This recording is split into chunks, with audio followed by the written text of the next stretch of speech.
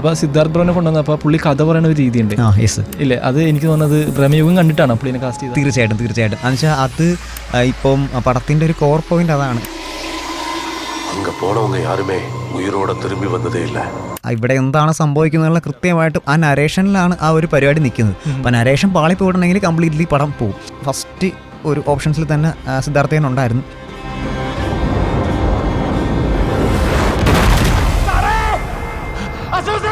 ഞാൻ ചുരുളി സിനിമയുടെ ഭയങ്കര ഫാനാണ്.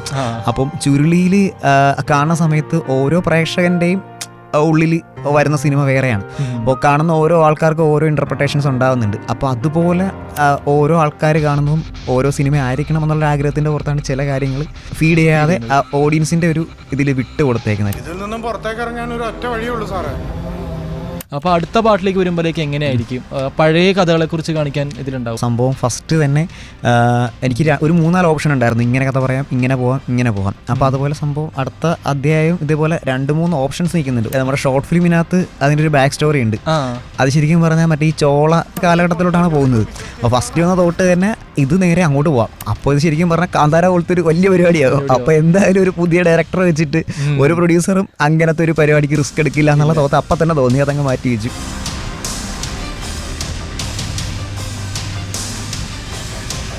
ഒരു സിനിമ ക്രൈസ് കൂടിയിട്ട് ഒരു ഷോർട്ട് ഫിലിം എടുക്കുന്നു, അത് സംഭവമൊന്നും. അതേ സംഭവത്തിനെ തന്നെ ഒരു ഫീച്ചർ ഫിലിമാക്കി ഇപ്പോൾ തിയേറ്ററുകളിൽ തന്നെ വലിയ സംഭവമായി മാറിയ സംഭവം സിനിമയുടെ writer director Jithu Satheesan Mangalath. Welcome to club F A. ആദ്യം തന്നെ ഒരു congratulations for Sambhavam running successfully. Thank you bro, thank you. Like ഇപ്പോൾ എന്താണ് സംഭവിച്ചുകൊണ്ടിരിക്കുന്നത്? ഇപ്പോൾ സംഭവിച്ചുകൊണ്ടിരിക്കുന്നത് എന്താണ് ഒരു ഐഡിയ അല്ല, ഭയങ്കര ഹാപ്പിയാണ് ബ്രോ. മീൻസ് നമ്മൾ പ്രതീക്ഷയിലും മുകളിൽ സംഭവം പോയിക്കൊണ്ടിരിക്കുന്നത് പറയുമ്പോൾ ഭയങ്കര സന്തോഷമുണ്ട്. റെസ്പോൺസ് എങ്ങനെയുണ്ട് തിയേറ്ററിൽ നിന്ന്? നല്ല റെസ്പോൺസാണ് വരുന്നത്. നമ്മൾ എന്താ പറയുക, എല്ലാ സൈഡിൽ നിന്നും പോസിറ്റീവ്സ് തന്നെയാണ് കൂടുതലും കേട്ടുകൊണ്ടിരിക്കുന്നത്. ഹാപ്പിയാണ് ഭയങ്കര. അപ്പോൾ സംഭവം അധ്യായം 1 എത്ര അധ്യായങ്ങളാണ് പ്ലാൻ ചെയ്ത് എഴുതിയപ്പോൾ? ആക്ച്വലി ഇതിൻ്റെ റെസ്പോൺസ് വന്നിട്ട് ബാക്കി അധ്യായങ്ങളിലോട്ട് കിടക്കാം എന്നുള്ളൊരു ഐഡിയ ആയിരുന്നു. ഇപ്പോൾ പോസിറ്റീവ് റെസ്പോൺസ് വന്നിട്ടുണ്ട്. അപ്പോൾ അടുത്ത അധ്യായങ്ങളിങ്ങനെ എഴുതി തുടങ്ങിയിട്ടുണ്ട് പതുക്കെ. എനിക്ക് ആദ്യം ഷോർട്ട് ഫിലിം ഞാൻ കണ്ടിരുന്നു. അപ്പോൾ ഞാൻ ഓർത്ത് ശരിക്കും അതിൻ്റെ മേക്കിംഗ് പ്രൊഡക്ഷൻ വൈസ് നൈസായിരുന്നു. ഷോർട്ട് ഫിലിമിൻ്റെ ഒരു ബഡ്ജറ്റ് എത്രയെന്ന് പറയാൻ പറ്റുമോ? ഷോർട്ട് ഫിലിം ഭയങ്കര ലിമിറ്റഡ് ബഡ്ജറ്റിലാണ് ചെയ്തത്. മീൻസ് പ്രൊഡ്യൂസർ നമ്മൾ തന്നെയായിരുന്നു.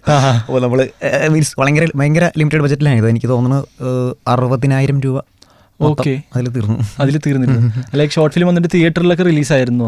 നമ്മൾ ഷോർട്ട് ഫിലിം നമുക്ക് എന്താ പറയുക, നമ്മുടെ സിനിമ തിയേറ്ററിൽ വരുന്നത് ഭയങ്കര ആഗ്രഹമായിരുന്നു. അപ്പോൾ ആ ഒരു ആഗ്രഹത്തിന്റെ പുറത്ത് നമുക്ക് അവിടെ പിറവം ദർശന എന്ന് പറയുന്ന തിയേറ്ററിൽ നമ്മൾ എല്ലാവരും കൂടി ഒന്ന് കണ്ട് ഒന്ന് സന്തോഷിക്കാൻ വേണ്ടിയിട്ട് ഒന്നൊരു പ്രിവ്യൂ ഷോ പോലെ നടത്തി. നൈസ്. അപ്പോൾ ലൈക്ക് സെലിബ്രിറ്റീസ് കുറേ പേര് അപ്രീഷിയേറ്റ് ചെയ്തായിരുന്നു, കുറേ പേര് ഇത് ഇട്ടായിരുന്നു, ഷെയറും ചെയ്തായിരുന്നു. ആദ്യം കിട്ടിയ ഒരു അപ്രീഷിയേഷൻ അറിയുന്നായിരുന്നു ഷോർട്ട് ഫിലിം. ആ സമയത്ത് ഒരുപാട് പേര് ഇൻഡസ്ട്രിയിൽ നിന്ന് ഇങ്ങനെ അപ്രീസിയേഷൻ ചെയ്തായിരുന്നു. നമ്മുടെ ഫായ് സിദ്ദിഖ് DOP അദ്ദേഹമൊക്കെ മെസ്സേജ് അയച്ചിരുന്നു. പിന്നെ ആർട്ടിസ്റ്റുകൾ കുറച്ച് പേര് ചെയ്തിരുന്നു. ഭയങ്കര അപ്പോൾ അങ്ങനെ. അപ്പോൾ ഫിലിമിൻ്റെ മേജർ പാർട്സിൽ ഞാൻ ശ്രദ്ധിച്ചിട്ടുണ്ട് മാനിനെ പ്ലേസ് ചെയ്തിട്ടുണ്ട്. തുടങ്ങുമ്പോഴും വേറൊരു പോർഷനിലും മാനുണ്ട്. അപ്പോൾ ഈ മാനും പടത്തിലെടുത്തുള്ള ലൂപ്പായിട്ട് എന്തെങ്കിലും കണക്ഷൻ ഉണ്ടോ? ആക്ച്വലി സ്പോയിലറാണ്, പടം കാണാത്തവരൊന്ന് സ്കിപ്പ് ചെയ്തത് നല്ലതായിരുന്നു. ആക്ച്വലി പടത്തിനകത്ത് ആ ഒരു കാക്കയുടെ വിഗ്രഹം അതിനെ ചുറ്റിപ്പറ്റിയാണ് മൊത്തം കാര്യങ്ങൾ പോകുന്നത്. അപ്പോൾ അത് ആക്ച്വലി അതിൻ്റെ റെഫറൻസ് എന്ന് പറഞ്ഞാൽ രാമായണത്തിലുള്ള ഒരു ക്യാരക്ടറാണ്, ഹിന്ദു മിത്തോളജി ഉള്ളൊരു ക്യാരക്ടറാണ് കാക്ഭുഷിണ്ടി എന്ന് പറഞ്ഞിട്ട്. അപ്പോൾ ഈ ഒരു ക്യാരക്ടറിന് പാസ്റ്റിലോട്ടും ഫ്യൂച്ചറിലോട്ടും പ്രസൻറ്റിലോട്ടും അതേപോലെ മൾട്ടിവേഴ്സിലോട്ടും ട്രാവൽ ചെയ്യാനുള്ളൊരു കഴിവുണ്ടെന്ന് പറയപ്പെടുന്നു. ഈ ക്യാരക്ടർ മഹാഭാരതം ഇത്ര തവണ കണ്ടിട്ടുണ്ട്, രാമായണം ഇത്ര തവണ കണ്ടിട്ടെന്നുള്ള കൺസെപ്റ്റ് ഉണ്ട്. ഇയാൾ കണ്ട രാമായണം ഓരോന്നും ഓരോ വേർഷനാണ് എന്ന് പറയപ്പെടുന്നു. അപ്പോൾ അതിനകത്ത് ഈ പറഞ്ഞ ഒരു മാനിന്റെ റെഫറൻസ് ആ രാമായണവുമായി ബന്ധപ്പെട്ട് കൊണ്ടുവന്നൊരു പരിപാടിയാണ്. അപ്പൊ ഇതിനുശേഷം ഇപ്പൊ കാക്കയുടെ സംഭവം പറഞ്ഞല്ലോ, ആ വിഗ്രഹം, ആ രൂപവും, അതിന്റെ ആ ഒരു സ്ട്രക്ചർ ഞാൻ ജാപ്പനീസിലും കണ്ടായിരുന്നു. ജാപ്പനീസ് മെത്തോളജി ഉണ്ട്, അതായിട്ട് എന്തെങ്കിലും കണക്ഷൻ ഉണ്ടോ? ഇല്ല, ഇത് തന്നെയാണ് ഈ കാക്ഭുഷിണ്ടി എന്ന് പറഞ്ഞ ക്യാരക്ടറിന്റെ ഒരു റെഫറൻസ് തന്നെ എടുത്തത്. അത് ഇങ്ങനെ പുരാണത്തിൽ പറയുന്നത് കാക്കയുടെ തലയും മനുഷ്യന്റെ ഉടലും ഉള്ള ഒരു ക്യാരക്ടർ എന്ന രീതിയിൽ തന്നെയാണ് അതിനെ പറയുന്നത്. അപ്പോൾ അതിനെ ടൈമിനെ കൺട്രോൾ ചെയ്യുന്നൊരു ദൈവം എന്ന രീതിയിൽ നമ്മൾ അതിനെ റെഫറൻസ് വെച്ചിട്ട് തന്നെ ചെയ്തതാണ്. നൈസ്. ഇപ്പോൾ ഷോർട്ട് ഫിലിമിൽ അതേ കാസ്റ്റ്, അതായത് പോലീസ് ചെയ്തവരെയും പടത്തിലേക്കുണ്ട്. പക്ഷെ പടത്തിലേക്ക് വന്നപ്പോൾ, സിനിമയിലേക്ക് വന്നപ്പോൾ അത് മാറി. ഫോർ എക്സാമ്പിൾ പറയുകയാണെങ്കിൽ ഷോർട്ട് ഫിലിം എനിക്ക് തോന്നുന്നത് സ്റ്റീഫൻ എന്ന് പറഞ്ഞ ക്യാരക്ടർ ചെയ്തത് ഇതിൽ വന്ന പീറ്റർ എന്ന് പറഞ്ഞ ഒരാളാണ്. അപ്പോൾ ലൈക്ക് അതിങ്ങനെ മനഃപ്പുറം മാറ്റിയതാണ്, അല്ലെങ്കിൽ കാസ്റ്റ് അനുസരിച്ച് സൂട്ടബിൾ ആയിട്ട് കൊണ്ടുപോകാൻ വിചാരിച്ചത്? അങ്ങനെ ചോദിക്കുകയാണെങ്കിൽ ഇപ്പം മീൻസ് അപ്പുറത്ത് സ്റ്റീഫൻ എന്ന് പറഞ്ഞ ക്യാരക്ടർ ചെയ്തിരിക്കുന്ന ആക്ച്വലി പടത്തിൻ്റെ പ്രൊഡ്യൂസർ തന്നെയാണ്. അപ്പം നമ്മൾ അങ്ങനെ ഒരു പ്രൊജക്റ്റായിട്ട് തന്നെ കൊണ്ടുവന്നതാണ്. ബാക്കിയുള്ള ക്യാരക്ടേഴ്സിനെയും നമ്മൾ ഇപ്പോൾ എന്താ പറയുക, ഷോർട്ട് ഫിലിം കണ്ട ഇനീഷ്യലി ഓക്കെ ഫസ്റ്റ് ഈ പറഞ്ഞ സ്പോയിലറാണ്, ഈ പറഞ്ഞ പീറ്റർ എന്ന് പറഞ്ഞ ക്യാരക്ടർ ചെയ്ത ആളിങ്ങനെ ഓടിപ്പോകുമ്പോൾ ഓക്കെ ഇത് ഷോർട്ട് ഫിലിം പോലെ തന്നെയാണ് എന്നുള്ളൊരു ഒരു ജഡ്ജ്മെന്റിൽ ഇരിക്കുമല്ലോ. അപ്പോൾ അതൊന്ന് പൊളിക്കണം എന്നുള്ളൊരു സാധനത്തിലാണ് ഇനിഷ്യലി ഇങ്ങനെ കൊണ്ടുപോയിട്ട് പീറ്ററിനെ അവിടെ നമ്മൾ പ്ലേസ് ചെയ്തത്. പിന്നെ പ്രൊഡ്യൂസർ സൈഡിൽ നിന്നും അവരും സപ്പോർട്ടായിരുന്നു. ഷോർട്ട് ഫിലിമിനുള്ള ആൾക്കാരെ നമുക്ക് ഇതിനകത്ത് ഇൻക്ലൂഡ് ചെയ്യാം എന്നുള്ള രീതിയിൽ പ്രൊഡ്യൂസർ സൈഡിൽ നിന്ന് നമുക്ക് സപ്പോർട്ടായിരുന്നു. അപ്പോൾ അങ്ങനെയാണ് നമ്മളത് ചെയ്തത്. സിനിമയിലേക്ക് വന്നപ്പോൾ ബഡ്ജറ്റ് എത്രത്തോളം മാറി? അല്ല, നമുക്ക് ബഡ്ജറ്റ് എന്ന് വെച്ചാൽ നമ്മൾ ചവിട്ടേണ്ട അടുത്ത് ചവിട്ടിയും ഇറക്കേണ്ടടുത്ത് ഇറക്കിയും അങ്ങനെ തന്നെയാണ്. വെച്ചാൽ ലാവിഷ് ഉണ്ടായിരുന്നില്ല, പക്ഷെ എന്നാലും ആവശ്യമുള്ള സ്ഥലത്ത് നമ്മൾ കൊടുത്ത് തന്നെ പോയത്. ഫോർ എക്സാമ്പിൾ ഇപ്പോൾ ഇതിനകത്ത് സൗണ്ട് അത്യാവശ്യം ഭയങ്കര ഇമ്പോർട്ടൻ്റ് ആയിരുന്നു. അപ്പോൾ സൗണ്ടിൽ നമ്മൾ ആ ഒരു പ്രോപ്പറായിട്ടുള്ള അവിടെ ഇൻവെസ്റ്റ്മെൻറ്റ് ഉണ്ടായതുകൊണ്ടാണ് നമുക്ക് ആ ഒരു റിസൾട്ട് തിയേറ്ററിൽ ആ ഒരു സാധനം കിട്ടിയത്. പിന്നെ വിഷ്ണു ചേട്ടനാണ് അത് ചെയ്തത്, വിഷ്ണു ഗോവിന്ദാണ്. അപ്പോൾ ഇന്ത്യയിലെ തന്നെ വൺ ഓഫ് ദ ടോപ്പ് ടെക്നീഷ്യനാണ്. അപ്പോൾ അങ്ങനെ ഇറക്കേണ്ട സ്ഥലത്ത് ഇറക്കി, ബാക്കിയുള്ള സ്ഥലങ്ങളിൽ നമ്മൾ ചവിട്ടേണ്ട സ്ഥലത്ത് ചവിട്ടി, അങ്ങനെ ഒരു ബാലൻസ് ത്രൂ ഔട്ട് ഉണ്ടായിരുന്നു. ഇതിന് ടെറൈൻ എന്നത് ആക്ച്വലി എനിക്ക് തോന്നുന്നു പാലക്കാട് ഏരിയയിലാണ്. പാലക്കാട് ധോണി ഫോറസ്റ്റിലാണ് നമ്മളൊരു 80% നമ്മൾ ഷൂട്ട് ചെയ്തത്. പിന്നെ ഒരു 2 days ഷൂട്ട് നമുക്ക് ട്രിവാൻഡ്രം പാലോട് ഉണ്ടായിരുന്നു. പിന്നെ കുറച്ച് പോർഷൻസ് നമ്മൾ ഒരു 2 days ഷൂട്ട് നമ്മുടെ വൈക്കം വെള്ളൂർ എന്ന് പറഞ്ഞൊരു സ്ഥലത്തുണ്ടായിരുന്നു. അത് നമ്മുടെ ഷോർട്ട് ഫിലിം ഷൂട്ട് ചെയ്ത സെയിം ഏരിയ തന്നെയാണ്. അവിടെയാണ്. അങ്ങനെയായിരുന്നു. പാലക്കാട് പോകണം എന്നുള്ളത് ഈ ടെറൈൻ എങ്ങനെ കണ്ടുപിടിച്ചത്? ഇല്ല, നമ്മൾ പോയി ലൊക്കേഷൻ ഹണ്ട് അങ്ങനെ ഇറങ്ങിയായിരുന്നു. അപ്പോൾ പാലക്കാട് പോയപ്പം പാലക്കാട് അത്യാവശ്യം, പിന്നെ നമുക്ക് ബഡ്ജറ്റ് വൈസും പാലക്കാട് അത്യാവശ്യം ഷൂട്ടിന് ഭയങ്കര കംഫർട്ടബിൾ ആയിരുന്നു. കാര്യം പാലക്കാട് ടൗണിൽ നിന്നും ഏകദേശം ഒരു 1.5 മണിക്കൂർ ട്രാവൽ കിട്ടണമെങ്കിൽ നമുക്ക് ധോണി ഫോറസ്റ്റിലോട്ട് എത്താം. അപ്പോൾ നമുക്ക് ബാക്കിയുള്ള എക്സ്പെൻസും കാര്യങ്ങളൊക്കെ നോക്കുമ്പോഴും പിന്നെ എന്താ പറയുക, ക്രിയേറ്റീവ് സൈഡ് നോക്കുന്ന സമയത്തും ആ സ്ഥലം ഓക്കെ ആയിരുന്നു. അങ്ങനെയാണ് നമ്മൾ പാലക്കാട് ധോണി ഫോറസ്റ്റ് എന്ന ഓപ്ഷനിലൂടെ എത്തിയത്. ഇതിലേക്ക് എന്നോട് അസ്കർ അലി പറഞ്ഞിരുന്നു, അപ്പോൾ 28 ദിവസം കൊണ്ട് ഷൂട്ട് ചെയ്തിരുന്നു. പടം ശരിക്കും എത്ര ടൈം എടുത്തിരുന്നു? ആക്ച്വലി നമ്മൾ 3 ഷെഡ്യൂളായിട്ടാണ് ഷൂട്ട് പോയത്. നമ്മുടെ ഫസ്റ്റ് ഷെഡ്യൂളിൽ തന്നെ ഇതേപോലെ മഴ ഭയങ്കരമായിട്ട് കുറച്ച് പ്രശ്നക്കാരനായിട്ട് മഴ ഉണ്ടായിരുന്നു. പിന്നെ നൈറ്റ് ഷൂട്ട് ഉണ്ടായിരുന്നു. നൈറ്റ് ഷൂട്ടിൽ ഒരിക്കലും മഴ വന്നു കഴിഞ്ഞിട്ടാണ്. ഇപ്പം നമ്മൾ ഡേ നമ്മൾ ഒന്ന് ബാലൻസ് ചെയ്താണ് പോയത്. ഫോർ എക്സാമ്പിൾ പറയുന്നത്, നമ്മൾ രാവിലെ ഒരു 7 മണിക്ക് ഷൂട്ട് ചെയ്ത് സ്റ്റാർട്ട് ചെയ്തിട്ടുണ്ടെങ്കിൽ ഒരു രാവിലെ 7 to വൈകുന്നേരം 5:30 ആ ടൈമിലാണ് നമുക്ക് ഷൂട്ട് ചെയ്യാൻ പറ്റുക. 6 മണി കഴിഞ്ഞ് നമുക്ക് പെർമിഷൻ ഇല്ല. പക്ഷേ ഒരു 5:30 തന്നെ ലൈറ്റ് പോകും. ഇതായിരുന്നു അവസ്ഥ. പക്ഷേ എല്ലാ ദിവസങ്ങളിലും ഒരു ഉച്ചയ്ക്ക് ഒരു 2:30-3 മണി തൊട്ടേ മഴയാണ്. അപ്പോൾ ആ മഴയെ ആ ടൈമിനെ ബാലൻസ് ചെയ്തുകൊണ്ടാണ് നമ്മൾ ബാക്കി പരിപാടികൾ ഷൂട്ട് ചെയ്ത്. ഇപ്പോൾ ഫോർ എക്സാമ്പിൾ നമുക്ക് ലഞ്ച് ബ്രേക്ക് ഇല്ല. ആ സമയത്ത് എല്ലാവരും എന്താ പറയുക, ഒരു ചപ്പാത്തിയൊക്കെ റോളായിട്ട് ചുരുട്ടിക്കടിച്ച് അങ്ങനെയൊക്കെയാണ് നമ്മൾ ആ ഒരു ഫസ്റ്റ് ഷെഡ്യൂൾ ഷൂട്ട് കൊണ്ടുപോയത്. അപ്പോൾ സെക്കൻഡ് ഷെഡ്യൂളിലോട്ട് വന്ന സമയത്ത് ഈ നൈറ്റ് സീക്വൻസ് ഉണ്ട്. നൈറ്റ് മഴ പെയ്യിട്ടുണ്ടെങ്കിൽ നമുക്ക് ഒന്നും ചെയ്യാൻ പറ്റില്ല, മൊത്തത്തിൽ പാളും. അപ്പോൾ അതൊന്ന് മഴ ഒന്ന് കുറയാൻ വേണ്ടി കുറച്ചൊന്ന് വെയിറ്റ് ചെയ്തു. അങ്ങനെയാണ് അടുത്ത ഷെഡ്യൂളിലോട്ട് ആ സാധനം പോയത്. സിനിമയിൽ കാണുന്നത് അപ്പോൾ റിയൽ മഴയല്ല, അത് ഹെൽപ്പ് ചെയ്തിരുന്ന? സിനിമയിൽ കാണുന്ന റിയൽ മഴയും ഉണ്ട്, പ്ലസ് നമ്മുടെ ഇതുമുണ്ട്. അതും ഇതേപോലത്തെ ഒരു പരിപാടിയായിരുന്നു. നമ്മൾ ഇപ്പോൾ പാലക്കാട് എന്ന് പറഞ്ഞാൽ നമ്മൾ ഷൂട്ടിലോട്ട് ഇറങ്ങുന്ന സമയത്ത് നമ്മൾ ആദ്യം പ്രതീക്ഷ ഓക്കെ ഭയങ്കര ചൂടുള്ള സ്ഥലമാണ്, പക്ഷേ ധോണി ഫോറസ്റ്റ് വേറൊരു യൂണിവേഴ്സാണ്. നമ്മൾ അവിടെ ചെന്ന് കയറിയപ്പോൾ കംപ്ലീറ്റ്ലി എല്ലാ ദിവസവും മഴ. അപ്പോൾ പാലക്കാട് എനിക്ക് തോന്നുന്നത് നമ്മൾ ഷൂട്ട് ചെയ്ത ആ ടൈമിൽ റെക്കോർഡ് മഴയായിരുന്നു. അത് ശരിക്കും പറഞ്ഞാൽ നമ്മുടെ പ്ലാൻ പ്രകാരം ഇതേപോലെ മഴ ഉണ്ട്. അപ്പം നമ്മൾ ഒരു 1 വീക്ക് മുമ്പേ പാലക്കാട് ഇങ്ങനെ എത്തി. അപ്പോൾ മഴ സ്ഥിരം ഇങ്ങനെ വരുന്നുണ്ട്. അപ്പോൾ നമ്മളൊരു plan A, plan B, plan C ഉണ്ടാക്കി.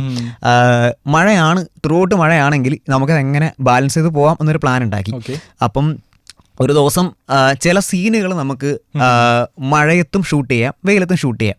അപ്പോൾ ഫോർ എക്സാമ്പിൾ പറയുകയാണെങ്കിൽ ഇപ്പോൾ ഒരു 3 പേര്, അശോകൻ, ആനന്ദ്, റജി 3 പേര് കാട്ടിലോട്ട് കയറുന്ന സീൻ നമ്മൾ ആദ്യം സ്ക്രിപ്റ്റ് പ്രകാരം മഴയത്തല്ല നോർമൽ വെയിലത്തായിരുന്നു അത് പ്ലാൻ ചെയ്തത്. അപ്പോൾ മഴ ആയതുകൊണ്ട് ആ സീൻ നമുക്ക് മഴയത്ത് ഷൂട്ട് ചെയ്യാന്ന് പറഞ്ഞ് പ്ലാൻ ചെയ്തു.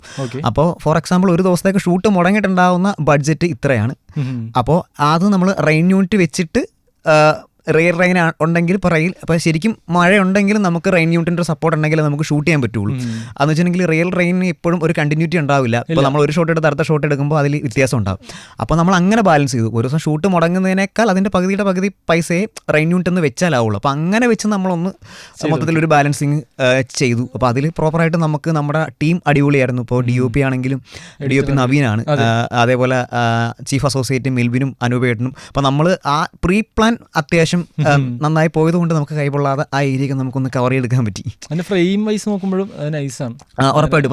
ഇപ്പോൾ നവീനിപ്പോൾ ജയേട്ടൻ്റെ അടുത്ത പടത്തിൽ ഇപ്പോൾ നമ്മുടെ പടം കണ്ടിട്ട് ഒരു ഓപ്പർച്യൂണിറ്റി വന്നു. അപ്പോൾ അവന് ആ ഒരു സാധനം കിട്ടിയത് നമുക്ക് ഭയങ്കര സന്തോഷമുണ്ട്. നവീൻ ശരിക്കും പറഞ്ഞാൽ ഭയങ്കര അടിപൊളിയാണ്. നവീൻ കട്ടക്ക് നിൽക്കും. നമുക്കൊരു പുള്ളിയുടെ ഒരു പ്രത്യേകത എന്ന് പറഞ്ഞിട്ടുണ്ടെങ്കിൽ നമുക്ക് ഇവിടെ ഇങ്ങനെ ഒരു ഷോട്ട് മീൻസ് എന്താ പറയുക, ഒരു നോ എന്നുള്ള വാക്ക് അവൻ്റെ സൈഡിൽ നമ്മൾ കേട്ടില്ല. ഇത് വേണമെന്ന് പറഞ്ഞാൽ അത് എടുത്തു തന്നിരിക്കും. അങ്ങനത്തെ ഒരു വൈബ് മച്ചാനാണ്. അസ്കർ ഇങ്ങനെ പറഞ്ഞിട്ടുണ്ടായിരുന്നു നിങ്ങൾ എല്ലാവരും കൂടെ ഭയങ്കര ജോളിയായിട്ടാണ് നിന്നത്. ഇനി അസ്കറിനെ കുറിച്ച് ചോദിക്കാം. പുള്ളിയിലേക്ക് എങ്ങനെയാണ് എത്തിയത്? ആദ്യം പ്ലാൻ ചെയ്തിരുന്നു അസ്കറിനെ വെച്ചിട്ടാണ് ഈ പടം എടുക്കാൻ? ആക്ച്വലി എൻ്റെ ഫ്രണ്ടിൻ്റെ ഫ്രണ്ടാണ് അസ്കറിയ. അപ്പോൾ ഞാൻ പറഞ്ഞില്ല, നമ്മൾ ഇതിനു മുമ്പും പല കഥകൾ ഡിസ്കസ് ചെയ്തിട്ടുണ്ട്. അപ്പോൾ ആൾക്ക് നമ്മളൊരു ജെല്ലാണ് ആളായിട്ട്. അപ്പം ഞാൻ ശരിക്കും പറഞ്ഞാൽ ഇതേപോലെ വേറെ പല കഥകളും പല ആർട്ടിസ്റ്റുകൾക്ക് അതിന് മുമ്പും ഒക്കെ അതേപോലെ പിച്ച് ചെയ്തിട്ടുണ്ട്. അപ്പം ഞാൻ ഇതേപോലെ ഇൻഡസ്ട്രിയിൽ ആരുടെയും കൂടെ വർക്ക് ചെയ്യാത്തത് കൊണ്ട് കഥ പറയുന്നത് വർക്കൗട്ട് ആകുന്നുണ്ടെങ്കിലും ഇവനത് പുൾ ഓഫ് ചെയ്യാൻ പറ്റുമെന്നുള്ള ഡൗട്ടൊക്കെ പല ആൾക്കാർക്കും ഉണ്ടായിരുന്നു. പക്ഷേ നമ്മൾ ഓൾറെഡി ജെല്ലായതുകൊണ്ട് അങ്ങനത്തെ ഒരു ഡൗട്ടൊന്നുമില്ല. അപ്പോൾ അണ്ണനും കഥ പറഞ്ഞപ്പോൾ ഓക്കെ എടാ ഹാപ്പിയാണ്. അങ്ങനെ ആ ഒരു പരിപാടി അത് എപ്പോഴും ഒരു ട്രസ്റ്റ് നമുക്ക് ഭയങ്കര ഇമ്പോർട്ടൻ്റ് ആണ്. ആർട്ടിസ്റ്റുകളാണെങ്കിലും പ്രൊഡ്യൂസർ ആണെങ്കിലും ടെക്നീഷ്യൻ ആണെങ്കിലും ഇവരെ ട്രസ്റ്റ് ചെയ്യുമ്പോഴാണ് അവിടെ ഒരു ഡയറക്ടർ ഉണ്ടാകുന്നത്. അപ്പോൾ നമ്മളൊരു ഡൗട്ട് തോന്നിയിട്ടുണ്ടെങ്കിൽ ആ പരിപാടി അവിടെ വർക്കൗട്ട് ആവില്ല. അപ്പോൾ ആ ഒരു ട്രസ്റ്റ് അവരുടെ സൈഡിൽ നിന്ന്, അപ്പോൾ വിനീതേട്ടനാണെങ്കിലും ഇപ്പോൾ പ്രൊഡ്യൂസർ എല്ലാവരുടെ സൈഡിൽ നിന്നും ആ ഒരു ട്രസ്റ്റ് ഉണ്ടായിരുന്നു. അത് ഭയങ്കരമായിട്ട് ഹെൽപ്പ് ചെയ്തു. സിനിമയിൽ അതിലും ഒരു കുടുംബകഥയായിട്ട് വന്ന പോലെ ഇരിക്കും ബ്രോ വരിക. എന്നിട്ട് പക്ഷെ ഭയങ്കര ക്രൂരമായ കഥകളാണ് ബ്രോയുടെ കയ്യിലുള്ളത്. അപ്പോൾ ആ കഥകളൊന്നും കേൾക്കട്ടെ, പറയാമോ? ലൈക്ക് ജോണർ ഇങ്ങനെ എന്തെങ്കിലും ഉണ്ടോ? ആ ഉറപ്പായിട്ട് എനിക്ക് ഞാൻ പറഞ്ഞു, എനിക്ക് എല്ലാ സ്ഥലത്തും സിനിമകളും കാണുന്നത് ഭയങ്കര ഇഷ്ടമാണ്. പക്ഷെ ചെയ്യാൻ ആഗ്രഹം ഇതുപോലത്തെ ഒരു കൈൻഡ് ഓഫ് ത്രില്ലർ സിനിമകളാണ്. ഇപ്പം ഞാനൊന്നും ഇപ്പം എന്താ പറയുക, മൈൻഡൊന്ന് ഭയങ്കരമായിട്ട് ഡിസ്റ്റർബ്ഡ് ആയിട്ടിരിക്കുന്ന സമയത്തും സങ്കടം വന്നാലും സന്തോഷം വന്നാലും നമ്മൾ കൂടുതലും കാണുന്നത് ഈ ഒരു കൈൻഡ് ഓഫ് ജോണർ സിനിമകളാണ്. അപ്പോൾ ഭയങ്കര ഇഷ്ടമാണ് ഈ ഒരു കൈൻഡ് ഓഫ് സിനിമകൾ കാണാൻ ഭയങ്കര ഇഷ്ടമാണ്. ഇനി ബ്രോന്റെ കാര്യത്തിലേക്ക് പോവാം. അതായത് ബാങ്ക് എംപ്ലോയി ആയിരുന്നു, അതിനുശേഷം ഒറ്റ മൈൻഡിൽ സിനിമയിലേക്ക് ഇറങ്ങാമെന്ന് വിചാരിച്ച്. അപ്പോൾ ലൈക്ക് അത് എങ്ങനെ മാനേജ് ചെയ്ത് പോയി? കാരണം ലൈക്ക് നമ്മൾ ഫൈനാൻഷ്യലി ഒന്ന് നോക്കിയിട്ട് വേണം സിനിമയിലേക്ക് വരാൻ. അതെങ്ങനെ തോന്നിയപ്പോൾ മാനേജ് ചെയ്ത്? ശരിക്കും ആക്ച്വലി ഇപ്പം സത്യം പറഞ്ഞാൽ ഞാൻ പറഞ്ഞില്ലേ, ഞാൻ ബികോം കഴിഞ്ഞു. അപ്പോൾ അത് കഴിഞ്ഞിട്ട് നേരെ ഇങ്ങോട്ടാണ് പോയത്. അപ്പോൾ പോണ സമയത്തും കുഴപ്പമില്ല, സാലറി ഉണ്ട്, ഫാമിലി മാനാണ്. അപ്പോൾ ഇത് പോകുന്നുണ്ട്, കാര്യങ്ങൾ നടന്നു പോകുന്നുണ്ട്. പക്ഷേ എപ്പോഴും സാറ്റിസ്ഫാക്ഷൻ എന്ന് പറഞ്ഞൊരു സാധനം ഒട്ടും കിട്ടുന്നില്ല. അവിടെ പോയി ഇരിക്കുന്ന സമയത്ത് നമുക്കിതാണ് സിനിമ കാണുന്നതും സിനിമ സംസാരിക്കുന്നതും ഇതൊക്കെ തന്നെയാണ് നമ്മുടെ ഇത്. അപ്പോൾ ഓക്കെ, ഇൻട്രസ്റ്റ് അതിൽ തന്നെയാണ്. അപ്പം എന്തായാലും ഇറങ്ങാം എന്നുള്ളൊരു രീതിയിൽ അങ്ങ് ഇറങ്ങിയത്. അപ്പോൾ ആ സമയത്ത് ഉറപ്പായിട്ടും സാമ്പത്തികമായിട്ട് ഭയങ്കരമായിട്ടുള്ള മിഡിൽ ക്ലാസ് മാനാണ്. അപ്പോൾ അതിൻ്റെതായിട്ടുള്ള ബുദ്ധിമുട്ടുകൾ ഉണ്ടായിരുന്നു. അപ്പം അറ്റ്ലീസ്റ്റ് നമ്മുടെ കാര്യങ്ങളെങ്കിലും നടന്നു പോകാന്നുള്ളൊരു പരിപാടിയായിരുന്നു. അപ്പോൾ ആ സമയത്ത് ഇനീഷ്യലി ചെയ്തത് ഫസ്റ്റ് തന്നെ സ്വിഗ്ഗി വിടാൻ പോകുക എന്നുള്ള പരിപാടിയായിരുന്നു. കാര്യം നമ്മളൊരു കോർപ്പറേറ്റ് ജോലി ചെയ്യണ സമയത്ത് ഉറപ്പായിട്ടും നമുക്ക് അവിടെ റെസ്പോൺസിബിലിറ്റീസ് ഉണ്ട്. അപ്പോൾ അവിടെ ഇരുന്നുകൊണ്ട് നമ്മളിങ്ങനെ ചെയ്യുന്നത് ഒരിക്കലും ശരിയല്ല. അപ്പോൾ നമുക്ക് ഇപ്പോൾ ഒരു മീറ്റിംഗ്, ഒരു ആക്ടറെ ആണെങ്കിലും അല്ലെങ്കിൽ ഒരു പ്രൊഡക്ഷൻ കമ്പനിയുടെ ആണെങ്കിലും മീറ്റിംഗ് കിട്ടുന്ന സമയത്ത് നമുക്ക് കൃത്യമായിട്ട് ഇപ്പോൾ എന്താ പറയുക, ഇപ്പോൾ തിങ്കളാഴ്ച നമുക്ക് മീറ്റിംഗ് ഉണ്ടെങ്കിൽ നമ്മൾ ശനിയാഴ്ച വിളിച്ച് പറയണം. അപ്പോൾ നമ്മൾ തിങ്കളാഴ്ച രാവിലെ ആയിരിക്കും അറിയുന്നത് മീറ്റിംഗ് പോസ്റ്റ്പോണ്ട് ആയിരുന്നു. അപ്പോൾ അത്രയും ലീവ് എടുക്കാനുള്ള ഒരു പരിപാടി ആ സമയത്ത് ഉണ്ടായിരുന്നില്ല. അപ്പോൾ അതാണ് അങ്ങനത്തെ ഒരു പരിപാടിയിലോട്ട് പോകുന്നത് പറഞ്ഞത്. പിന്നെ ഫാമിലി ഭയങ്കര സപ്പോർട്ടായിരുന്നു. എൻ്റെ വൈഫ് അമ്മു, അപ്പോൾ അവളാണ് മീൻസ് ഇപ്പോൾ മോളുണ്ട്, മോളുടെ സ്കൂൾ ഫീസും കാര്യങ്ങളൊക്കെ അവളാണ് മാനേജ് ചെയ്ത് പോയത്. പിന്നെ അച്ഛനാണെങ്കിലും അച്ഛൻ ചെണ്ടമേളത്തിൻ്റെ പരിപാടിയാണ്, ആൾക്ക് പ്രായമായി. അപ്പം ആൾക്കിപ്പം ഇവിടെ തേയ്മാനം കാര്യങ്ങളൊക്കെ ആയി. അപ്പം മീൻസ് നമുക്കും എന്താ പറയുക, ആ സമയത്തും പറയുന്നത് എടാ നീ നോക്ക്, നീ ആയിട്ട് വേണ്ടെന്ന് വെക്കുന്നിടത്തോളം നീ നോക്കിക്കോ എന്ന രീതിയിൽ അവിടെ നിന്നും ഭയങ്കര സപ്പോർട്ടായിരുന്നു. അപ്പോൾ ഫാമിലി സപ്പോർട്ട് ചെയ്തു, അത് ഭയങ്കര അനുഗ്രഹമാണ്. കാര്യം നമ്മൾ എത്രത്തോളം നമുക്ക് ഡ്രീമിൻ്റെ പുറകെ പോകണമെന്ന് പറഞ്ഞാൽ പോലും അതിനുള്ളൊരു സാഹചര്യം ഇല്ലാഞ്ഞിട്ട് പോലും സപ്പോർട്ട് ചെയ്ത ഫാമിലിയാണ്. അപ്പോൾ അത് ഭയങ്കരമായിട്ട് ബ്ലെസ്സിങ് ആയിരുന്നു. സത്യം, തീർച്ചയായിട്ടും. ഇപ്പോൾ അവിടെ നിന്നൊരു പോയിന്റിൽ അവർ, ഇപ്പോൾ നമുക്കും ഇത് കാണുമ്പോൾ നമുക്ക് ഭയങ്കര ബുദ്ധിമുട്ടുണ്ട്. കാര്യം നമുക്കിപ്പോൾ കൂടെയുള്ള എൻ്റെ കൂടെ പഠിച്ച് വളർന്ന എല്ലാ ആൾക്കാരും സെറ്റിൽഡായി, അവരെല്ലാം ഭയങ്കര ഹാപ്പിയായിട്ട് അങ്ങനെ പോകുന്നു. അപ്പോഴും നമ്മൾ ജോലിയില്ലാതെ ഇപ്പോൾ ഒരു സ്ഥലത്ത് പോണ സമയത്താണെങ്കിലും, ഇപ്പോൾ ഒരു പബ്ലിക് ഫംഗ്ഷനിൽ പോണ സമയത്തെല്ലാം ചോദിക്കും ഇവൻ എന്തിനാ അതിൻ്റെ പറയാൻ നടക്കണമെന്ന് പറയുമ്പോഴും അച്ഛൻ ഭയങ്കര സപ്പോർട്ടാണ്. അച്ഛൻ പറയും അവൻ്റെ ഇഷ്ടമല്ലേ, അവനത് പോട്ടെ എന്ന രീതിയിൽ. അച്ഛനാണെങ്കിലും അമ്മയാണെങ്കിലും ഫാമിലി അങ്ങനെ ഭയങ്കര സപ്പോർട്ടായിരുന്നു. അപ്പോൾ അതിൻ്റെതായിട്ടുള്ളൊരു ബ്ലെസ്സിങ് ഉറപ്പായിട്ടും ഉണ്ട്.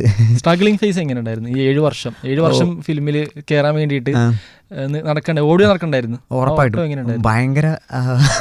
ഭയങ്കര അതിപ്പോൾ എൻ്റെ അല്ല ബ്രോ, ഇപ്പോൾ മീൻസ് ഒരു ഫിലിം മേക്കിംഗ് ആണ് എൻ്റെ കരിയർ എന്ന് പറഞ്ഞെടുക്കുന്ന ഓരോ ആൾക്കാരും അത്രയും സ്ട്രഗിൾ ചെയ്യുന്നുണ്ട്. ഇപ്പം എന്താ പറയുക, പല സിറ്റുവേഷൻ നമ്മൾ ചവിട്ടി മീൻസ് എന്താ പറയുക, ഇതിൻ്റെ ഏറ്റവും ക്ഷമയുടെ നെല്ലിപ്പല വരെയും നശിച്ചു പോകുന്ന അവസ്ഥകളുണ്ടാവും. പല തവണകളും നമ്മുടെ മുമ്പിൽ ഓപ്പർച്യൂണിറ്റീസ് വന്ന് സിനിമ ഓണായി എല്ലാം ഓക്കെ ആയെന്ന് പറഞ്ഞ നിമിഷത്തിൽ നിന്നും നേരെ താഴത്തോട്ട് സീറോയിലോട്ട് പോകുന്ന അവസ്ഥകൾ ഉണ്ടായിട്ടുണ്ട്. അത് പലതവണ അതിങ്ങനെ ഒരു ലൂപ്പാണ്. ഇങ്ങനെ ചിലപ്പോൾ ഓക്കെ ആയി, ഇപ്പം ഉറപ്പായിട്ടും ഇപ്പോൾ ഈ സിനിമ സംഭവിച്ചത് തന്നെ ഓൾമോസ്റ്റ് നമ്മുടെ വേറൊരു പടം ഓണായി എന്നിരിക്കുന്ന ഒരു സമയത്താണ് ലാസ്റ്റ് മിനിറ്റിൽ ആ പ്രൊജക്റ്റ് ക്യാൻസലായി. മീൻസ് അങ്ങനെ നിൽക്കുന്ന സമയത്താണ് ഈ പ്രൊഡ്യൂസർ വരികയും പിന്നെ അദ്ദേഹവുമായിട്ട് പല കഥകൾ ഡിസ്കസ് ചെയ്യും.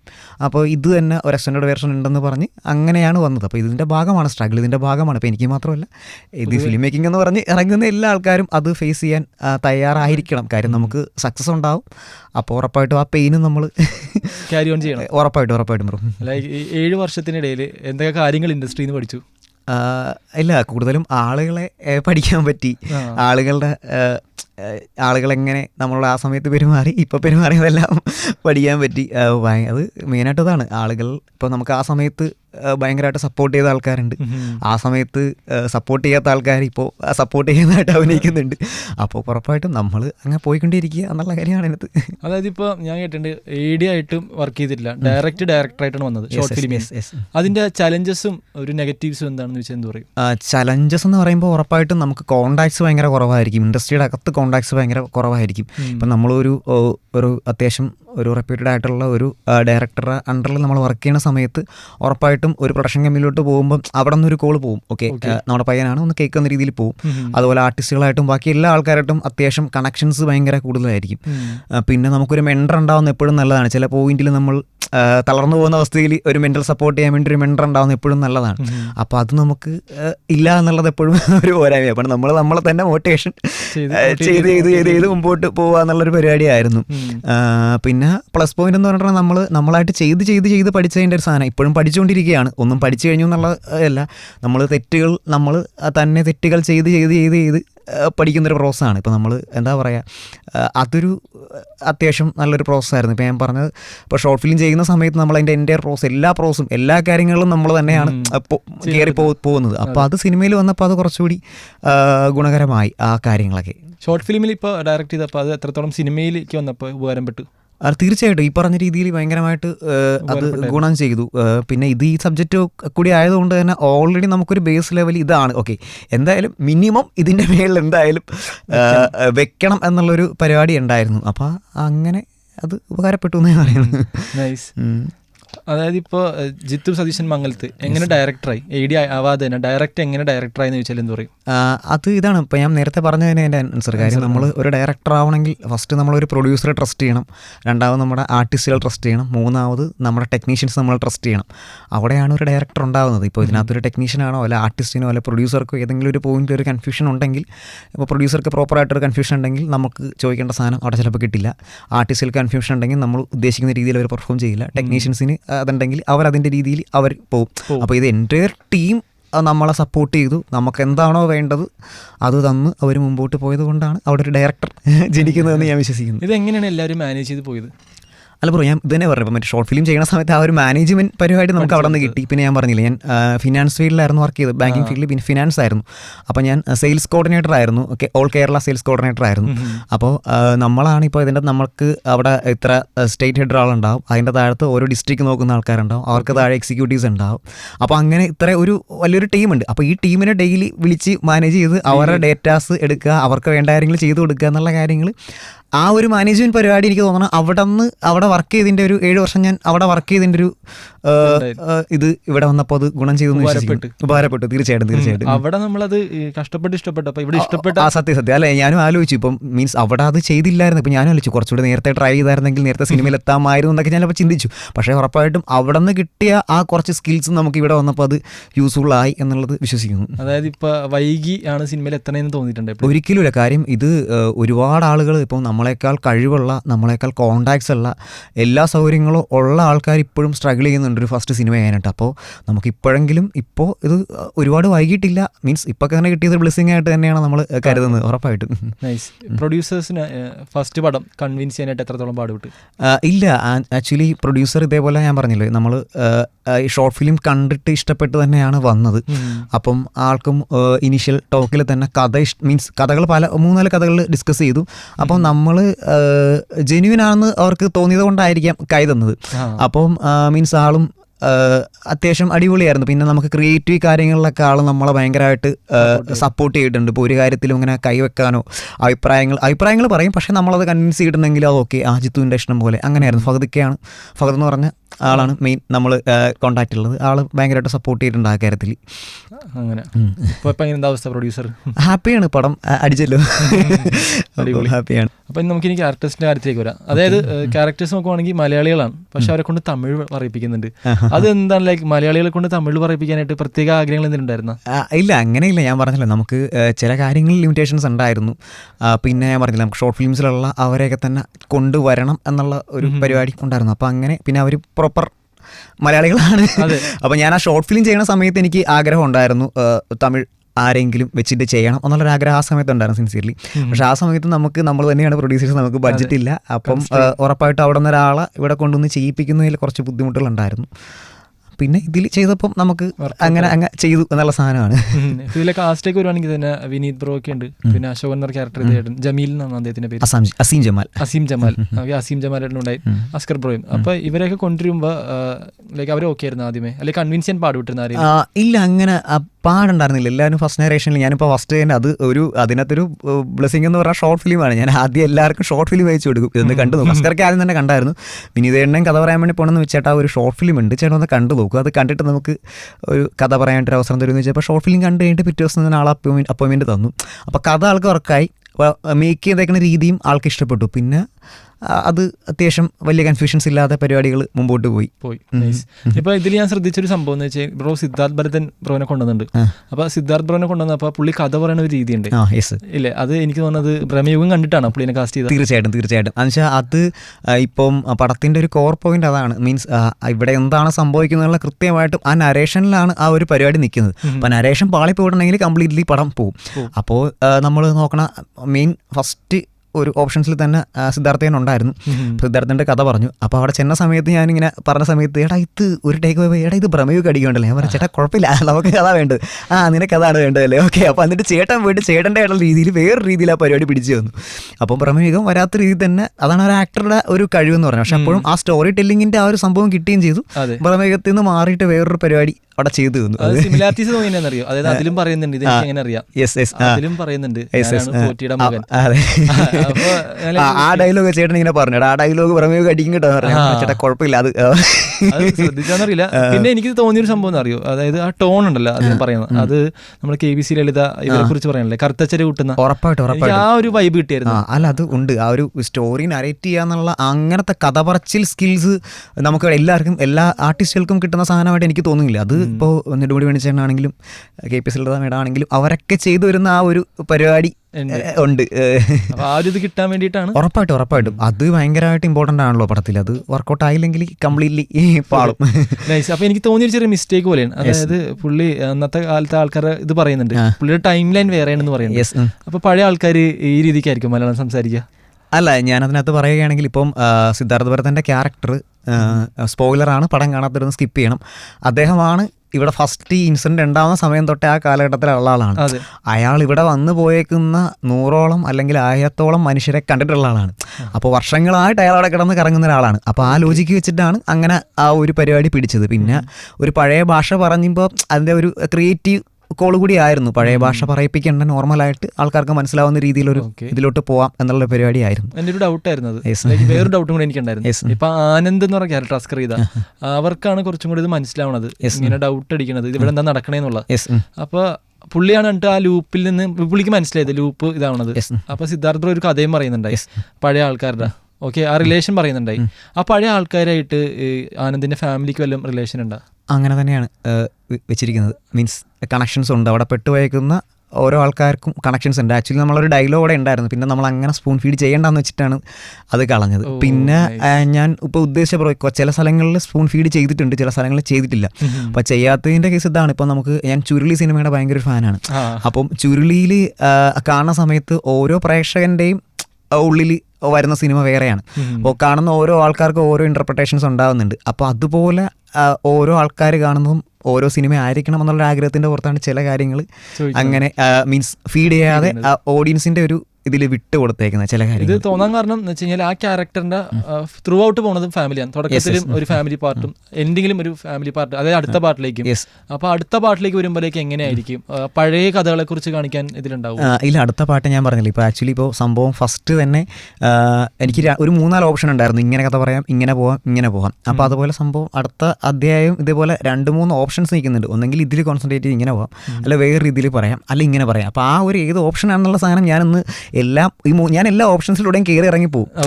പിന്നീട് നമുക്ക് റിഗ്രറ്റ് അടിക്കരുതല്ലോ, ഇതായിരുന്നു ബെറ്റർ. അപ്പോൾ എല്ലാം എഴുതി നോക്കിയിട്ട് ആദ്യം ഏറ്റവും മോശം തോന്നുന്ന സാധനം ആദ്യം എഴുതി വയ്ക്കും, എന്നിട്ട് അതൊക്കെ മാറ്റി വയ്ക്കും. അപ്പം അങ്ങനെ ഓരോരോ വേർഷനിലൂടെ ഇങ്ങനെ കയറി ഇറങ്ങി പോയിക്കൊണ്ടിരിക്കുകയാണ്. ബാക്കി എന്താണെന്നുള്ളത് ഫസ്റ്റിന്റെ ഈ സംഭവം അധ്യാപനത്തിന്റെ ഒരു വേറെ വെർഷൻ ഉണ്ടെന്ന് പറഞ്ഞില്ലേ, അത് പറയാൻ പറ്റുമോ? അത് പറയാൻ പറ്റും, പക്ഷെ അത് പറഞ്ഞാൽ ഭയങ്കര കോമഡിയാണ്. അത് ആക്ച്വലി നമ്മുടെ ഷോർട്ട് ഫിലിമിനകത്ത് അതിൻ്റെ ഒരു ബാക്ക് സ്റ്റോറി ഉണ്ട്. അത് ശരിക്കും പറഞ്ഞാൽ മറ്റേ ഈ ചോള ആ ഒരു കാലഘട്ടത്തിലോട്ടാണ് പോകുന്നത്. അപ്പോൾ ഫസ്റ്റ് വന്ന തൊട്ട് തന്നെ ഇത് നേരെ അങ്ങോട്ട് പോവാം. ആ കാലഘട്ടത്തിൽ പോവാം. അപ്പോൾ ഇത് ശരിക്കും പറഞ്ഞാൽ കാന്താര പോലത്തെ ഒരു വലിയ പരിപാടിയാകും. അപ്പോൾ എന്തായാലും ഒരു പുതിയ ഡയറക്ടറെ വെച്ചിട്ട് ഒരു പ്രൊഡ്യൂസറും അങ്ങനത്തെ ഒരു പരിപാടിക്ക് റിസ്ക് എടുക്കില്ല എന്നുള്ള തോന്നൽ അപ്പം തന്നെ തോന്നി, അതങ്ങ് മാറ്റി വെച്ചു. എന്നിട്ട് അടുത്തടുത്ത അതായത് എനിക്ക് തോന്നിയിരുന്നു ലൈക്ക് ഷോർട്ട് ഫിലിം ഉണ്ട്, പക്ഷെ അതല്ല ഈ പടം. ഷോർട്ട് ഫിലിം എക്സാക്ട്ലി അല്ല, കഥ കുറച്ച് മാറ്റം ഉണ്ടെന്ന് എനിക്ക് മനസ്സിലായിരുന്നു. അത് ഞാൻ ചോദിക്കാൻ കാരണം, അതായത് ഇപ്പൊ നമ്മുടെ വിനീതയുടെ ക്യാരക്ടറും അസീം ജയുടെ ക്യാരക്ടറും ആയിട്ടാണ് കയറുന്നത് കാട്ടിലോട്ട്. പക്ഷെ പടം കണ്ടുവരുമ്പോഴത്തേക്കിനും എൻറ്റയർലി വേറെ ഒരു രീതിക്കാണ് പോകുന്നത്. പിന്നീട് ഈ ക്യാരക്ടേഴ്സിനെ കാണുമ്പോൾ നമ്മുടെ ആനന്ദ് പറഞ്ഞ ക്യാരക്ടർ പേടിക്കുന്നുണ്ട്. അപ്പോൾ ശരിക്കും അവർക്ക് എന്താ സംഭവിച്ചത്? ആക്ച്വലി സ്പോയിലറാണ്, അപ്പോൾ ഞാൻ പടം കാണാത്തൊന്ന് സ്കിപ്പ് ചെയ്ത് തന്നായിരിക്കും ഞാൻ ഇത് പറയാം. അതായത് നമ്മളിപ്പോൾ പടം ആനന്ദ് എന്ന് പറഞ്ഞ ക്യാരക്ടറിൻ്റെ POവിലൂടെയാണ് ട്രാവൽ ചെയ്യുന്നത്. ഒരു പോയിന്റ് സെക്കൻഡ് ഹാഫ് ഫുള്ള് അങ്ങനെയാണ് ട്രാവൽ ചെയ്യുന്നത്. അപ്പോൾ ഇവർ 3 പേര് നിൽക്കുന്ന സമയത്താണ് ബ്ലഡ് വീഴുകയും സൗണ്ട് വയ്ക്കുകയും അവിടെ നിന്ന് ടൈം ഷിഫ്റ്റ് ഉണ്ടാവുകയും ചെയ്യുന്നത്. ആനന്ദിൻ്റെ POവിലൂടെയാണ് നമ്മൾ പോയേക്കുന്നത്. ആനന്ദ് പോയതുപോലെ തന്നെ റെജിയും അശോകനും ഇതേപോലെ പല പല ടൈമിലൂടെ പല പല വർഷത്തിലൂടെ അവരും ട്രാവൽ ചെയ്തിട്ടുണ്ട്. അപ്പോൾ അതാണ് അതിൻ്റെ ലോജിക്ക്. അത് ഇനി സെക്കൻഡ് പാർട്ടിൽ കാണാൻ പറ്റും നമുക്ക്? തീർച്ചയായിട്ടും അങ്ങനെ അതാണ് ആഗ്രഹം. മീൻസ് സെക്കൻഡ് പാർട്ട് ഞാൻ പറഞ്ഞില്ല, ഇതേപോലെ വർക്കൗട്ട് ചെയ്യേണ്ടിയിരിക്കുകയാണ് എങ്ങനെയാണെന്നുള്ളത്. അല്ല, ഇത്രേ ഉള്ളൂ. ഇപ്പം നിലവിൽ നമ്മൾ കണ്ടത് ആനന്ദിൻ്റെ POവിയാണ്. ഇപ്പോൾ റെജിയുടെ POവിൽ പോവുകയാണെങ്കിൽ റെജി ആയിരിക്കും പല പല കാലഘട്ടത്തിലൂടെ ട്രാവൽ ചെയ്ത് പോകുന്നതും പല പല ആൾക്കാരെ കാണുന്നതും. ചിലപ്പോൾ അയാൾ ചിലപ്പോൾ ഫ്യൂച്ചറിലോട്ടായിരിക്കാം പോയേക്കുന്നത്. അശോകനും പോയേക്കുന്നത് അങ്ങനെ ആയിരിക്കാം. ഇപ്പോൾ പറയുകയാണെങ്കിൽ ഇപ്പോൾ അശോകൻ 1994 മരിച്ചു കിടക്കുന്നത്. അപ്പോൾ ഫോർ എക്സാമ്പിൾ അത് ഉദ്ദേശിച്ചതാണ്. അതായത് 94 മറ്റേ പ്രതികളെ തിരഞ്ഞി മറ്റെന്താ പറയുക, തമിഴ്നാട് പോലീസ് കയറുന്നുണ്ട്. അപ്പോൾ ഈ പ്രതികൾ അവരെ പിടിക്കാൻ വേണ്ടി വന്ന പോലീസുകാരനാണെന്ന് വിചാരിച്ചിട്ടായിരിക്കാം ഇതാക്കുന്നത്. അത് സ്പൂൺ ഫീഡ് ചെയ്യാതെ നമ്മൾ കൃത്യമായിട്ട് അത് കാണിക്കുന്നുണ്ട്, കഴുത്തിലെ പാട് പരിപാടികളും. അപ്പോൾ ഞാൻ ചോദിക്കട്ടെ, അവിടെ പെട്ടിരിക്കുന്ന പ്രതികളിലെ അവർക്ക് മനസ്സിലാവുള്ള അവർ ലൂപ്പിലാണെന്ന്? ആക്ച്വലി ലൂപ്പിൽപ്പെട്ട പ്രതികളെ നമ്മൾ പിന്നെ കാണിക്കുന്നില്ലല്ലോ. ഞാൻ ഇപ്പോൾ സെയിം ഇതാ പറഞ്ഞത്, അതായത് നമ്മൾ ആനന്ദിൻ്റെ POവിൽ മാത്രമാണ് പോകുന്നത്. ഈ പറഞ്ഞ ബ്ലഡ് വീണ് കഴിഞ്ഞിട്ടുള്ള പ്രതികളെ പിന്നെ നമ്മൾ സിനിമയിൽ എവിടെയും കാണിക്കുന്നില്ല. ഇപ്പൊ ഞാൻ ആനിമെ കുറച്ച് ഫോളോ ചെയ്യുന്ന ഒരാളാണ്. ഇതിന്റെ സെയിം കോൺസെപ്റ്റ് തന്നെ വേറെ നറൂട്ടോ എന്ന് പറഞ്ഞ ആനിമ ഉണ്ട്. അതിലൊരു ക്യാരക്ടർ ഉണ്ട് ഇറ്റാച്ചി എന്ന് പറഞ്ഞാൽ, അതും ഈ കാക്കയായിട്ടുള്ള കണക്ഷൻ വെച്ചിട്ടുണ്ട്. ഫോർ എക്സാമ്പിൾ അതിൽ കാണിക്കുന്നത് കാക്കകൾ വരുമ്പോഴത്തേനും നമ്മളൊരു ലൂപ്പിൽ പെട്ടു.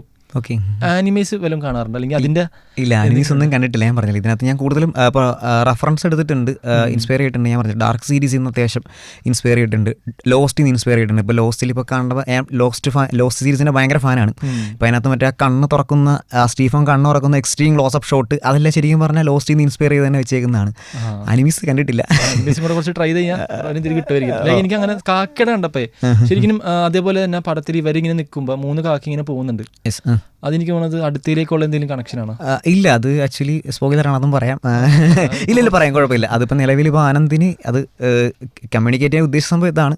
ആ റൗണ്ട് ഷേപ്പ് അവിടെ വരുന്നുണ്ടല്ലോ, ആ 3 വട്ടമായിട്ട് പറക്കുന്ന ആ റൗണ്ട് ഷേപ്പിൽ നിന്നാണ് ആനന്ദ് മറ്റേ എന്താ പറയുക ആ ഒരു ക്ലൂവിലോട്ട് എത്തുന്നത്. അതാണ് ഉദ്ദേശിക്കുന്നത്. ആനിമേഷൻ സൈഡിലേക്ക് ഇതിലും പോയിട്ടുണ്ട് കുറച്ച്. ആ കഥ പറയുമ്പോൾ നമുക്ക് വിഷ്വൽ കിട്ടാൻ വേണ്ടിയിട്ട് ആനിമേഷൻ പോയിട്ടുണ്ട്. അതിന് ലൈക്ക് നല്ലോണം ഇതായിരുന്നു.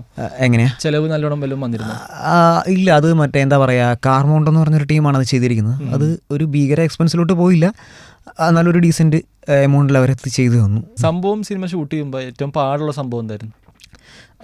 പാടുള്ള സംഭവം എന്ന് പറഞ്ഞിട്ടുണ്ടെങ്കിൽ മൊത്തം ഏതായാലും എൻജോയ് മീൻസ് മൊത്തത്തിൽ ടാസ്ക് ആയിരുന്നു. കാട്ടിൽ പോയി ഷൂട്ട് ചെയ്ത് ഇറങ്ങുക എന്നുള്ള സാധനം ഒരു ടാസ്ക് ആയിരുന്നു. നമുക്ക് പേടിയുണ്ടായിരുന്നു. കാര്യം നമ്മളെ ട്രസ്റ്റ് ചെയ്ത് ഇത്ര ആൾക്കാർ വരുന്നു, കാടിനകത്ത് ഇപ്പോൾ മറ്റെന്താ പറയുക പാമ്പും മറ്റേ സാധനങ്ങളും എല്ലാം ഉണ്ട്. അപ്പോൾ എനിക്ക് ആ ഒരു കാര്യത്തിൽ അവിടെ കാട്ടിൽ നിന്ന് ഷൂട്ട് ചെയ്ത് ഇറങ്ങണ വരെ ആ ഒരു പേടി എല്ലാ ദിവസവും ഉണ്ടായിരുന്നു. കാര്യം നമ്മുടെ പിള്ളേരാണെങ്കിൽ ഇപ്പോൾ അസിസ്റ്റന്റ് ഡയറക്ടേഴ്സൊക്കെ ആയിരിക്കും ആദ്യം പോയിട്ട് പൊസിഷൻ പോയി നിൽക്കാൻ വേണ്ടി പോകുന്നത്. അപ്പോൾ നമ്മൾ ഇത്രയും വലിയ മറ്റേ ബൂട്ടും സാധനങ്ങളൊക്കെ ഇട്ട ഇവന്മാർ ആദ്യം പറഞ്ഞു നിൽക്കുന്നത്. അപ്പോൾ നമുക്ക് പേടിയാണ്, നമ്മളെ വിശ്വസിച്ച് വന്നേക്കുന്ന ആൾക്കാരാണ്. ഇപ്പോൾ ആർട്ടിസ്റ്റുകളാണെങ്കിലും ഇപ്പോൾ ആർട്ടിസ്റ്റുകൾ ഇവർ പൂട്ടിട്ടെന്നാലും ആർട്ടിസ്റ്റുകൾ നേരെ ഇറങ്ങി ഓടിയും കയറി പോവാണ്. അപ്പോൾ അങ്ങനെ എന്തെങ്കിലും പ്രശ്നമുണ്ടായാലോ എന്നുള്ള പേടി എനിക്ക് തുടക്കം ദിവസം തൊട്ടേ മൊത്തം ഉണ്ടായിരുന്നു. നിങ്ങൾക്ക് ഈ പറഞ്ഞ ഷൂട്ട് ചെയ്യുന്ന ടൈമിൽ ലൂപ്പ് കിട്ടിയായിരുന്നോ കാർഡിൽ? കിട്ടിയായിരുന്നു. അത് ആക്ച്വലി കിട്ടിയായിരുന്നു വെച്ചിട്ടുണ്ടെങ്കിൽ ഇപ്പം നമ്മൾ ആദ്യം ഇതിനകത്ത് കയറി കഴിഞ്ഞിട്ടുണ്ടെങ്കിൽ ഇപ്പം നമുക്കും വഴുതിട്ടിപ്പോവും സീരീസിലി. അത് ഇപ്പോൾ നമ്മളാദ്യം ലൊക്കേഷൻ ഹണ്ടിന് പോയി നമ്മളാദ്യം ഇതേപോലെ സ്ഥലങ്ങൾ മാർക്ക് ചെയ്ത് വെച്ചു. ഇന്ന സ്ഥലത്ത് പ്രതിമ നമുക്ക് ഷൂട്ട് ചെയ്യാം, അപ്പുറത്ത് പോയിട്ട് മറ്റേ മരം പരിപാടി ഷൂട്ട് ചെയ്യാം, ഇവിടെ ഇന്ന സാധനം ഷൂട്ട് ചെയ്യാം. അപ്പോൾ വീണ്ടും നമ്മൾ ഓൾറെഡി ആ സ്ഥലം കണ്ടോ, ആ മരം കണ്ടോ, അവിടെ നമുക്ക് ഇന്ന സീൻ ഷൂട്ട് ചെയ്യാന്ന് പറഞ്ഞു. അപ്പോൾ ഓൾറെഡി നമ്മൾ വിഗ്രഹത്തിന് വേണ്ടി കണ്ട ആ സ്ഥലത്ത് തന്നെ പിന്നെ നമ്മൾ കറങ്ങി വരുന്നത്. അപ്പോൾ അതിനകത്ത് കയറിയിട്ടുണ്ടെങ്കിൽ നമുക്കും വഴി തെറ്റും പരിപാടി. പിന്നെ എനിക്ക് തോന്നുന്നില്ല ലൈക്ക് ആ ലൂപ്പ് കാണിക്കുന്നില്ല സിനിമയിൽ, അത് കുറച്ച് എക്സാജറേറ്റ് ചെയ്തവരെ ഫീൽ ചെയ്ത്. അതിലേക്ക് അങ്ങനെ മനഃപൂർവ്വം ഇട്ടതാണ് ആൾക്കാരെ ഇങ്ങനെ ഇട്ട്. ഇപ്പം നേരത്തെ സ്പൂൺ ഫീഡ് പറഞ്ഞില്ലേ, മനഃപൂർവ്വം അടുപ്പിച്ച് ഇത് ഇടുന്നുണ്ട്. അത് മനഃപൂർവ്വം അങ്ങനെ ഇട്ടതാണ്. എനിക്കിപ്പം മീൻസ് ഇപ്പോൾ ഓഡിയൻസിന് എത്രത്തോളം അത് മീൻസ് അവർക്കത് ലാഗായിട്ടാണ് തോന്നിയത് എനിക്കറിയില്ല. പക്ഷെ നമ്മളത് വെച്ചത് ഫോർ എക്സാമ്പിൾ പറയുകയാണെങ്കിൽ അതും സ്പോയിലറാണ്. ഇപ്പം പടം കാണാത്തത് സ്കിപ്പ് ചെയ്യാവുന്നതായിരിക്കും. ഇപ്പോൾ നിലവിലിപ്പോൾ ഒരു സീനുണ്ട്. ഇപ്പോൾ സിദ്ധാർത്ഥയുടെ ക്യാരക്ടർ ഇതേപോലെ ആ ഒരു ആക്ടിവിറ്റി ചെയ്യുന്നത് പീറ്റർ കാണുന്നു, പീറ്ററിനെ ആനന്ദ് കാണുന്നു. ഈ ഒരു സീക്വൻസ് നമുക്ക് വേണമെങ്കിൽ പടത്തിൽ നിന്ന് തൂക്കാം. ഇത് പടത്തിൻ്റെ കഥ പറച്ചിലിൽ ഒരിക്കലും ബാധിക്കുന്ന ഒരു ഘടകമല്ല. പക്ഷേ ഇതൊരു സെക്കൻഡ് വാച്ചിലോ അല്ലെങ്കിൽ ഒരു തേർഡ് വാച്ചിലോ കാണുന്ന ആൾക്ക് പീറ്റർ എങ്ങനെ ഇതിൽ നിന്ന് പുറത്തിറങ്ങി, ഫസ്റ്റ് സീക്വൻസിൽ പീറ്റർ പുറത്തിറങ്ങുന്നതാണല്ലോ കാണിക്കുന്നത്, പീറ്റർ എങ്ങനെ പുറത്തിറങ്ങി എന്നുള്ള ചോദ്യത്തിനുള്ള ഉത്തരം ആ ഒരു സീക്വൻസ് ആണ്. അപ്പോൾ അതുപോലെ കുറച്ച് ഡീറ്റെയിലിങ്ങിന് വേണ്ടിയിട്ട് നമ്മൾ വെച്ചതാണ്. പക്ഷേ ഓഡിയൻസിന് എത്രത്തോളം കിട്ടിയെന്നറിയില്ല. നമ്മൾ അങ്ങനെ ഒരു സെക്കൻഡ് വാച്ചിൽ കിട്ടാൻ വേണ്ടിയിട്ടാണ് അങ്ങനത്തെ ഒരു പരിപാടികൾ നമ്മൾ 1-2 സ്ഥലങ്ങൾ വെച്ചിരിക്കുന്നത്. രണ്ടാമത്തെ പ്രാവശ്യം കണ്ടാലേ ചിലപ്പോൾ മനസ്സിലാവുള്ളൂ.